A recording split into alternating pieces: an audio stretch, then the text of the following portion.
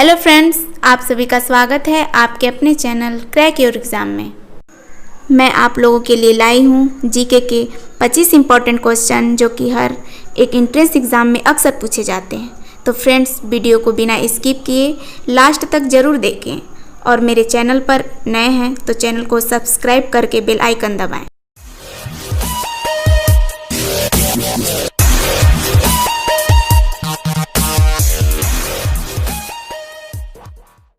चलते हैं पहले प्रश्न की ओर।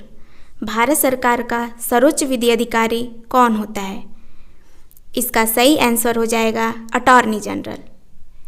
फ्रेंड्स, ये बहुत इंपॉर्टेंट प्रश्न है और ये कई बार पूछा जा चुका है, तो ध्यान रखिएगा। भारत सरकार का सर्वोच्च विधि अधिकारी अटॉर्नी जनरल होता है। हल्दी घाटी का युद्ध 1576 ईस्वी में किनके बीच हुआ था?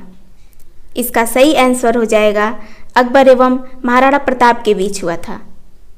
ध्यान रखिएगा, कभी कभी ऐसा भी प्रश्न आता है हल्दी घाटी का युद्ध कब हुआ था, तो आपको यहाँ पर डेट याद रखना है। 18 जून 1576 ईस्वी में हुआ था। काला शीशा किसे कहा जाता है? इसका सही आंसर हो जाएगा ग्रेफाइट। तो ध्यान रखिएगा फ्रेंड्स, काला शीशा ग्रेफाइट को कहा जाता है। चलिए अगले प्रश्न पर।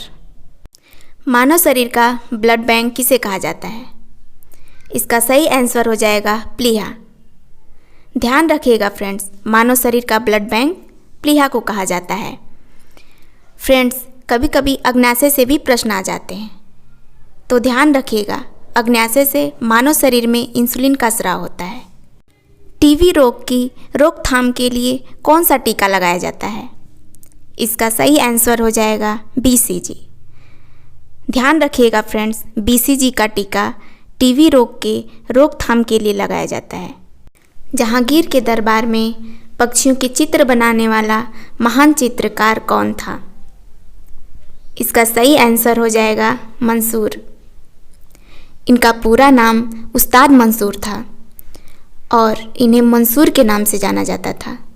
महात्मा बुद्ध ने अपना प्रथम धर्मचक्र प्रवर्तन किस स्थान पर दिया था? इसका सही आंसर हो जाएगा सारनाथ। पेरियार राष्ट्रीय उद्यान किस जानवर के लिए प्रसिद्ध है? इसका सही आंसर हो जाएगा हाथी। फ्रेंड्स, कभी कभी ऐसा भी प्रश्न पूछ लिया जाता है कि पेरियार राष्ट्रीय उद्यान कहाँ स्थित है? तो फ्रेंड्स, ये केरल में है और हाथी के लिए प्रसिद्ध है। अलमाटी बांध कृष्णा नदी पर किस राज्य में स्थित है? इसका सही आंसर हो जाएगा कर्नाटक और ये 2005 में बनकर तैयार हुआ था। ध्यान रखिएगा फ्रेंड्स, ये कर्नाटक राज्य में स्थित है। चलिए अगले प्रश्न पर। रेबीज के टीके की खोज किसने की थी? इसका सही आंसर हो जाएगा लुई पास्चर। ध्यान रखिएगा फ्रेंड्स, रेबीज के टीके की खोज लुई पास्चर ने की थी। राज्यसभा के सदस्यों का कार्यकाल कितने वर्षों का होता है? इसका सही आंसर हो जाएगा 6 वर्ष का। ध्यान रखिएगा फ्रेंड, ये इम्पॉर्टेंट प्रश्न है। स्वतंत्रता प्राप्ति के समय भारतीय राष्ट्रीय कांग्रेस के अध्यक्ष कौन थे? इसका सही आंसर हो जाएगा जेबी कृपलानी। फ्रेंड्स, ये इम्पॉर्टेंट प्रश्न है और कई बार पूछा जा चुका है, तो ध्यान रखिएगा।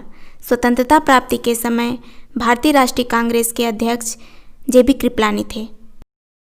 गुजरात की जीवन रेखा किस नदी को कहा जाता है? इसका सही आंसर हो जाएगा नर्मदा नदी। 1 रुपये के नोट पर किसके हस्ताक्षर होते हैं? इसका सही आंसर हो जाएगा वित्त सचिव। ध्यान रखिएगा फ्रेंड्स, वित्त सचिव के हस्ताक्षर 1 रुपये के नोट पर होता है और बाकी के नोटों पर रिजर्व बैंक के गवर्नर के होते हैं। भारतीय रिजर्व बैंक का मुख्यालय कहाँ है? इसका सही आंसर हो जाएगा मुंबई।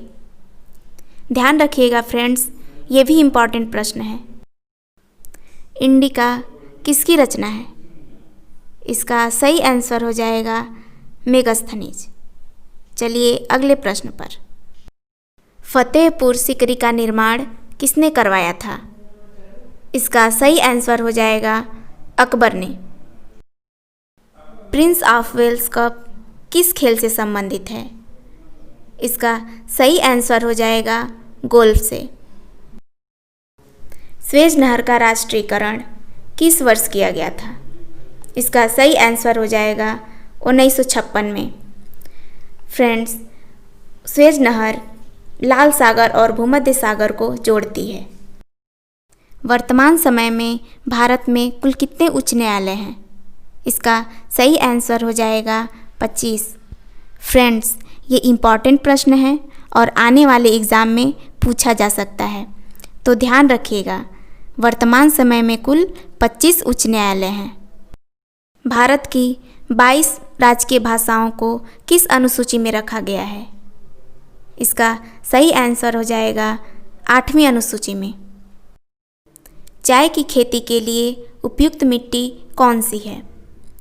इसका सही आंसर हो जाएगा लेटराइट मिट्टी। ध्यान रखिएगा फ्रेंड्स, चाय की खेती के लिए उपयुक्त मिट्टी लेटराइट मिट्टी है। संविधान के किस अनुच्छेद का संबंध संविधान संशोधन से है? इसका सही आंसर हो जाएगा अनुच्छेद 368। फ्रेंड्स, ये संविधान के भाग 20 में आता है, तो ध्यान रखिएगा। भाग 20 अनुच्छेद 368 में संविधान का संशोधन होता है। प्लासी के युद्ध के समय बंगाल का नवाब कौन था? फ्रेंड्स, इसका सही आंसर हो जाएगा सिराजुद्दौला। लाख बख्श किसे कहा जाता था?